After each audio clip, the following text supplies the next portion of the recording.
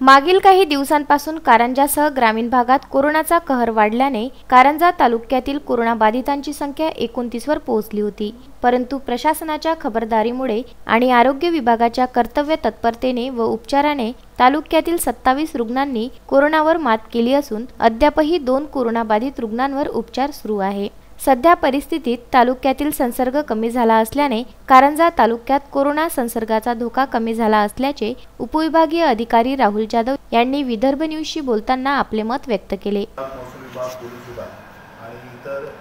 सर्व nodal officer विभागाचे सर्वांच्या सहकार्याने यांच्या सर्वांच्या कोऑर्डिनेशनमुळे आम्ही आता जवळजवळ 27 रुग्ण बरे करून आम्ही घरी पाठवू शकतो। आणि आज फक्त 2 बाधित रुग्ण जिल्हा कारंजाच्या SDS मध्ये ॲडमिट आहे, जे ही साधारणतः 6 तारखेला जातील। त्यानंतर कारंजा शहरात जेवढे काही पॉझिटिव्ह रुग्ण होते त्यांची संख्या 0 वर आहे। या दरम्यान आम्ही जसं रुग्ण पॉझिटिव्ह सापडायला लागले तसं आम्ही ग्रामीण भागात तसेच शहरी भागात संपूर्ण आरोग्य तपासणी सुरू केली आणि शहरी कारंजा शहरामध्ये जवळजवळ 65 आरोग्य पथकाची नेमणूक करून तिथे आतापर्यंत 53,000 लोकांची आम्ही तपासणी केली आहे। आणि तपासणी झाल्यानंतर साधारणतः 4,304 एवढे जे व्यक्ती आहेत की जे व्यक्ती 60 वर्षापेक्षा जास्ती आहेत, ज्यांना शुगर आहे, BP आहे किंवा इतर गंभीर आजाराने ग्रस्त आहेत, प्रेग्नंट महिला असतील, असे रुग्ण आम्ही आयडेंटिफाय केले। आणि ते आयडेंटिफाय केल्यानंतर त्यांची तपासणी करून त्यातले जे संशयित वाटतात त्यांचे स्वॅब घेण्यात आले।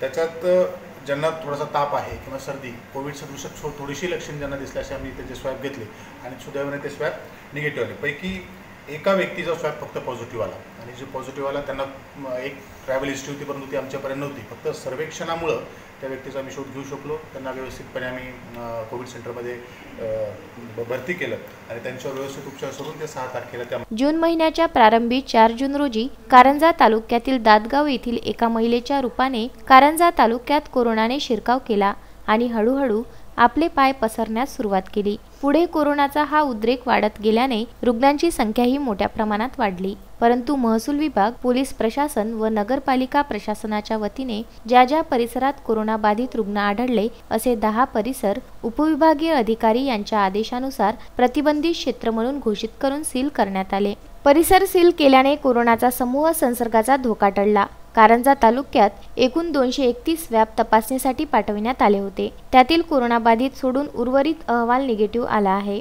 सध्या परिस्थितीत 29 पैकी 27 व्यक्तींनी कोरोनावर मात केली असून दोघांवर उपचार सुरू आहेत। त्यामुळे महसूल, पोलीस, आरोग्य व पालिका प्रशासनाच्या यशस्वी कामगिरीने कारंजा तालुक्यात कोरोना संसर्गाचा धोका टळल्याची माहिती उपविभागीय अधिकारी राहुल जाधव यांनी दिली आहे। त्यासाठी त्यांनी महसूल, पोलीस व आरोग्य तसेच पालिका प्रशासनातील अधिकारी व कर्मचाऱ्यांचे आभारही मानले। कोरोना संदर्भात समज गैरसमज या विषयावर तालुका आरोग्य अधिकारी किरण जाधव यांनी सुद्धा यावेळी आपले मत मांडले। पावसाळ्यामध्ये आपल्याला फीवरचे, व्हायरल फीवरचे, कफचे, कोल्डचे पेशंट वाढलेले असतात। तसे रुग्ण वाढलेले असले तर त्यांनी घाबरून जायचं नाही आहे। प्रत्येकाने मास्क बांधायचा, सोशल डिस्टन्स पाळायचं, गर्दी टाळायची आणि वेळोवेळी साबण आणि पाण्याने हात धुवायचे। एवढे जर गोष्टी केल्या तरी पण ते कोरोनापासून स्वतःचा बचाव करू शकतात। आणि ज्यांना काही लक्षणं दिसली तर त्यांनी आपल्या सवयच्या रुग्णालयात जाऊन आपली तपासणी करून घ्यायची। जे कोरोना बाधित रुग्ण आता सुट्टी होऊन घरी आलेले आहेत त्यांच्याबद्दल तुम्ही काय सांगाल नागरिकांना? जे पण कोरोना बाधित रुग्ण घरी सुट्टी घेऊन आलेले आहेत तर त्यांच्यामध्ये कोणत्याही प्रकारचा न्यूनगंड निर्माण होऊ नये असं त्याचं वागणूक असली पाहिजे। त्यांना आता कुठल्याही प्रकारचं संक्रमण नाही आहे, म्हणूनच रुग्णालयांना त्यांनी घरी सोडलेलं आहे। त्यांनी स्वतःची काळजी घेऊन, त्यांची इम्युनिटी कमी असल्यामुळे त्यांना हा रोग झालेला आहे आणि त्याच्यानंतर ते पूर्णपणे बरे होऊन घरी गेलेले आहेत। आता सगळं समाजाने त्यांना आपलंसं करून त्यांच्यामध्ये वातावरण निर्माण करून, चांगलं वातावरण निर्माण करून पुढे त्यांची काळजी घ्यायची। अक्षय लोटे, विदर्भ न्यूज, कारंजा लाड।